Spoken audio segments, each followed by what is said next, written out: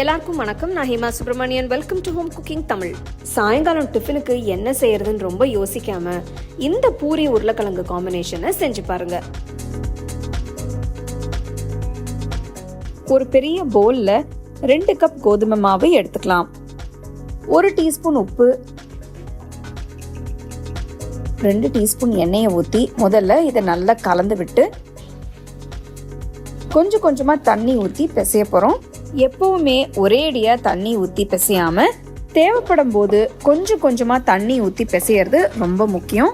மாவுல ரொம்ப தண்ணி ஊற்றி தளர்வா பிசையக்கூடாது. அதே சமயம் தண்ணி குறைச்சலா ஊற்றி கெட்டியாவும் பிசையக்கூடாது. கரெக்டான அளவு தண்ணி ஊற்றி சாஃப்டா பிசையணும். மாவை நல்லா ஒரு 5 நிமிஷம் நல்லா சாஃப்டா பிசையணும். கலந்த மாவு கையில ஒட்டவே கூடாது. இதுதான் கரெக்டான கன்சிஸ்டன்சி. கடைசியா கொஞ்சம் எண்ணெய் எடுத்து மாவு மேல ஃபுல்லா தடவி வைக்கலாம். எண்ணெய் தடவுறதால மாவு காஞ்சி போகாம இருக்கும். போல மூடி 1 மணி நேரம் ஊற விடுங்க. 1 மணி நேரம் ஆயிடுச்சு. மாவு நல்ல சாஃப்டா இருக்கு. மாவை சின்ன சின்ன உருண்டைகளா பிரிச்சு வச்சுக்கலாம். பாருங்க, இந்த அளவு சரியா இருக்கும்.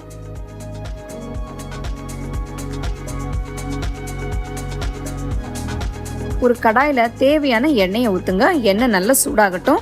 அப்பதான் பூரி நல்லா பொரிஞ்சு நல்லா உப்பி வரும். மாவு உருண்டைய வச்சு மேல கொஞ்சம் மாவை தூவி நல்லா சமமா உருட்டுங்க. ரொம்ப திக்காவும் வேண்டாம், ரொம்ப மெலிசாவும் வேண்டாம். இன்னொரு முக்கியமான டிப் என்னன்னா, எல்லா மாவையும் உருட்டி வச்சு அப்புறமா பொரிக்காதீங்க. திருட்டின பூரி ட்ரை ஆயிடும். கொஞ்சம் கொஞ்சமா திரட்டி உடனே பொரிச்சிருங்க. ஒரு சின்ன மாவு உருண்டையை போட்டு எண்ணெய் சூடாச்சா இல்லையான்னு பார்க்கலாம். பாருங்க எப்படி மாவு உடனே பொரிஞ்சு வருதுன்னு. ஸோ எண்ணெய் நல்லா சூடாயிடுச்சு. இப்போ பூரி ஃப்ரை பண்ணிக்கலாம். திருட்ட பூரியை மெதுவாக எண்ணெயில் போட்டு 2 பக்கமும் திருப்பி விட்டு பூரி நல்லா உப்பி வந்ததும் எண்ணெயிலேருந்து எடுத்துருங்க.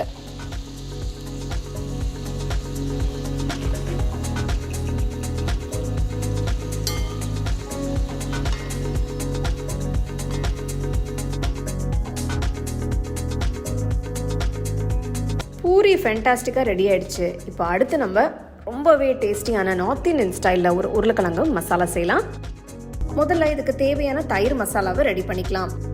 ஒரு சின்ன பவுலில் 4 டேபிள் ஸ்பூன் தயிர், 1/2 டீஸ்பூன் மஞ்சள் தூள், 2 டீஸ்பூன் மிளகாய் தூள், 1 டீஸ்பூன் சீரகத்தூள், 2 டீஸ்பூன் தனியாத்தூள், 1 டீஸ்பூன் கரம் மசாலா தூள், 1 டீஸ்பூன் மிளகுத்தூள், 1 டீஸ்பூன் உப்பு, 1 டேபிள் ஸ்பூன் கசூரி மேத்தி சேர்த்து நல்லா மிக்ஸ் பண்ணுங்க.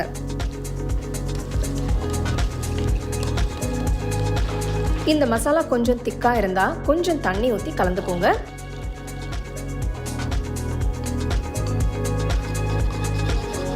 தயிர் மசாலா தயாராயிடுச்சு. தனியா எடுத்து வச்சுக்கலாம். ஒரு அகலமான கடாயில 5 டேபிள் ஸ்பூன் எண்ணெயை ஊற்றி எண்ணெய் சூடானதும் இதுல 1 டீஸ்பூன் சீரகம், 2 டீஸ்பூன் பச்சை மிளகாய், இஞ்சி பூண்டு விழுது இதெல்லாமே சேர்த்து நல்லா கலந்து விடுங்க. உங்களுக்கு இவ்வளோ எண்ணெய் வேண்டாம்னா நீங்கள் கொஞ்சம் குறைச்சிக்கோங்க. ஆனால் மசாலா எல்லாம் இப்படி எண்ணெயில் வறுப்பட்டாதான் நல்லாயிருக்கும். மசாலா நல்லா வறுப்பட்டதும் பொடிசாக நறுக்குன 3 பெரிய வெங்காயம் சேர்த்து நல்ல பொன்னிறமாக வறுத்துக்கோங்க.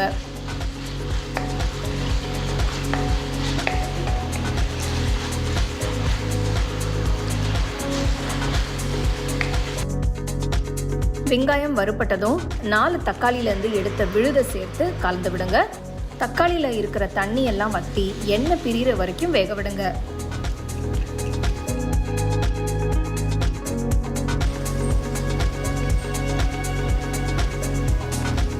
பாருங்க, தக்காளி நல்லா வதங்கி இருக்கு. பச்சை வாசனை எல்லாம் போய் எண்ணெய் பிரிஞ்சு வருது. இப்போ ஸ்டோவை லோ ஃப்ளேம்ல வச்சுட்டு தயிர் கலவையை சேருங்க.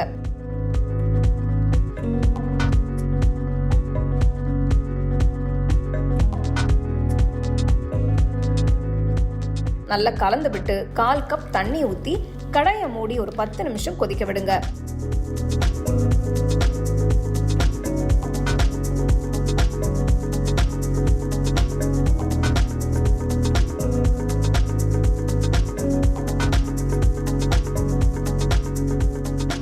பத்து நிமிஷம் ஆயிடுச்சு. மசாலா நல்ல வாசனையா கொதிச்சு வந்துட்டு இருக்கு.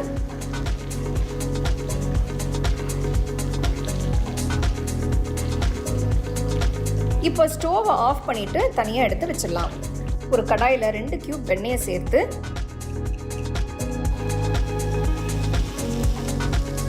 வெண்ணெய் உருகுனதும் நீல வாக்கில் மெலிசா நறுக்குன ஒரு வெங்காயம் சேர்த்து வதக்குங்க.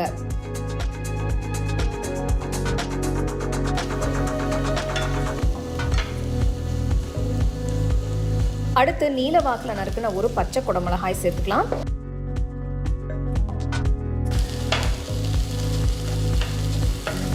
நான் இங்கே 3 உருளைக்கிழங்க வேக வச்சு தோல் எடுத்துட்டு சின்ன சின்ன பீசஸாக கட் பண்ணி சேர்க்கிறேன். ஸ்டோவை ஹை ஃப்ளேம்லேயே வச்சு ஒரு 5 நிமிஷம் நல்லா வதக்கி எடுத்துக்கலாம்.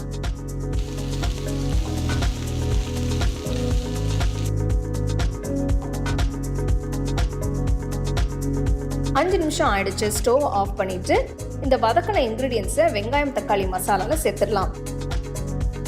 ஸ்டோவை ஆன் பண்ணி மெதுவாக கலந்து விடுங்க. டாபா ஸ்டைலில் இந்த ஆலு குன்னா ரெடி ஆகிட்டே இருக்கு. உருளைக்கிழங்கு பிடிச்சவங்க எல்லாருக்கும் இந்த ரெசிபி ரொம்ப பிடிக்கும்.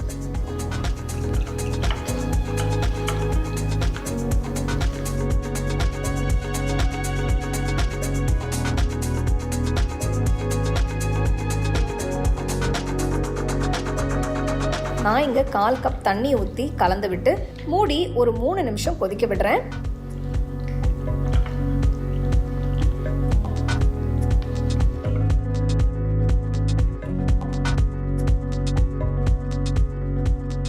கடைசியாக கொஞ்சம் நறுக்கின கொத்தமல்லியை தூவி கலந்து விட்டு இறக்கிடுங்க.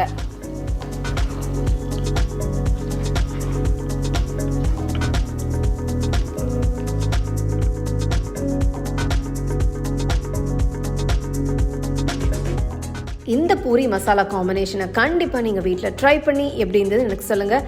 அப்படியே உங்கள் ஃபேமிலி ஃப்ரெண்ட்ஸோட ஷேர் பண்ணிக்கோங்க. உங்களுக்கு நான் இந்த வீடியோவில் யூஸ் பண்ணுற ப்ராடக்ட்ஸ் பிடிச்சதுன்னா கீழே டேக் பண்ணியிருக்கேன், செக் பண்ணி பாருங்கள். டீட்டெயில்டான ரெசிபிக்கு homecookingshow.in வெப்சைட்டை செக் பண்ணுங்கள்.